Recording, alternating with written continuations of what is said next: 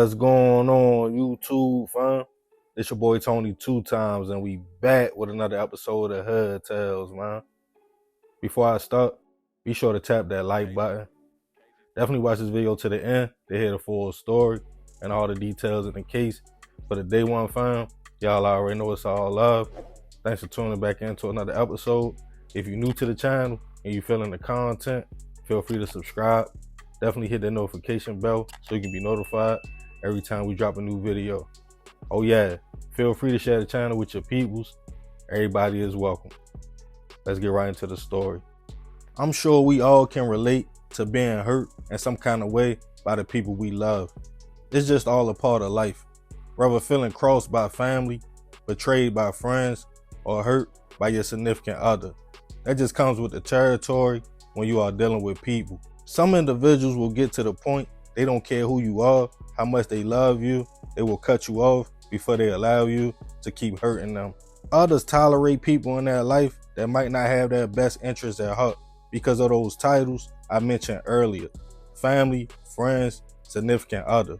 Because a lot of times they would rather deal with the pain that comes with some of those people rather than being alone. At some point in life, whether you say you are healed and refuse to let anybody steal your peace, or you are still in a cycle of dealing with cruddy people, individuals get to their breaking point.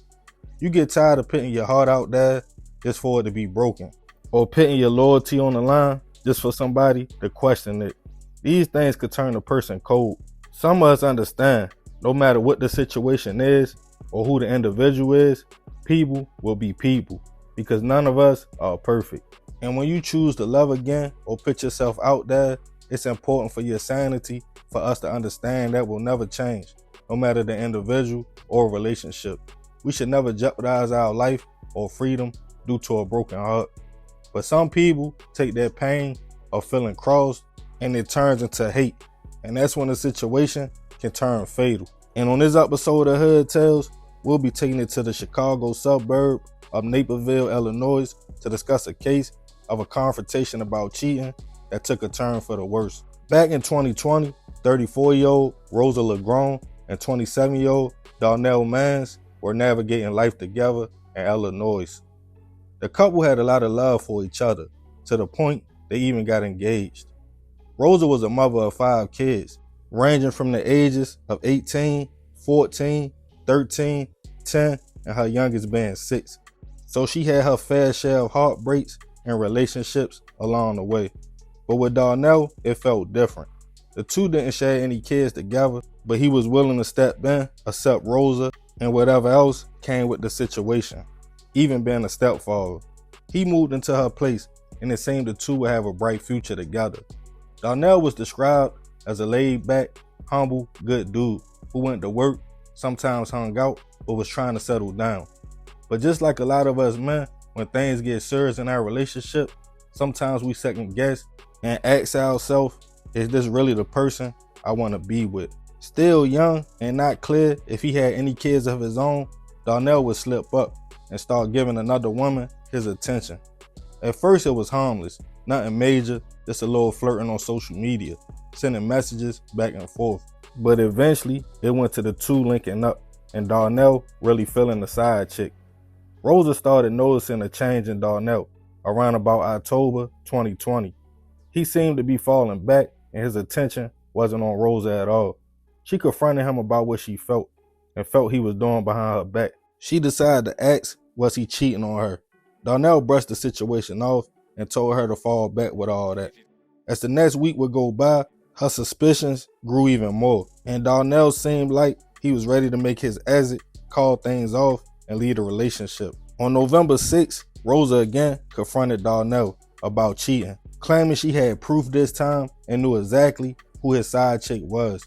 The argument started earlier in that day, with her 4 youngest kids being home. As Darnell told her he was done and started packing his clothes to leave, she told the kids to go wait for her in the car. She then called a family member and told them, "He think I'm playing. Come get my kids. I'm about to go to jail for the rest of my life." Rosa then went to her room and grabbed a gun.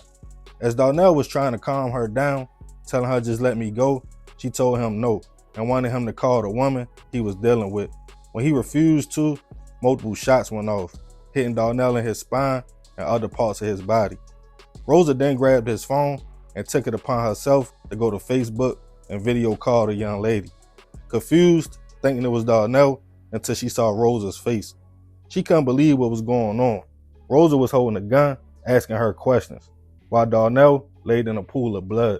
Still mad, Rosa then walked over and kicked the man twice and asked, "That's who it is? That's who you leaving me for?" in reference to the young lady who was on the phone. Since it was early, 2:15 p.m., neighbors in the quiet community had called police, claiming they heard arguing and it sounded like a domestic dispute. When they responded to the home, they found Darnell in critical condition, suffering from multiple gunshot wounds, but still clinging to life. He was rushed to a local hospital. Rosa was taken in and questioned. At first, she told police she was tired of Darnell cheating on her. She then confronted him.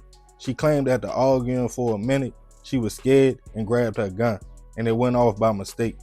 But she didn't realize police had Darnell's phone and had spoken to the young lady, who she FaceTimed. She told police it was clear Rosa was the aggressor and that the lady was furious at Darnell. With that information, she was taken into custody, charged with attempted hit and assault. As days went by, Darnell was still in the hospital fighting for his life, but unfortunately on the third day, he would pass away due to a bullet lodged in his spine. This would leave Rosa with her charges being upgraded to first-degree murder. At her bail hearing, Rosa's attorney described her as a good mother who was ready to settle down. They claimed she didn't mean to hurt Darnell at all, and she loved the man very much, but was tired of being hurt and wanted the truth to come out. The judge spoke about the call and Rosa's anger and felt this wasn't a crime of passion, but a cold-blooded shooting. She was given a $1.5 million bond.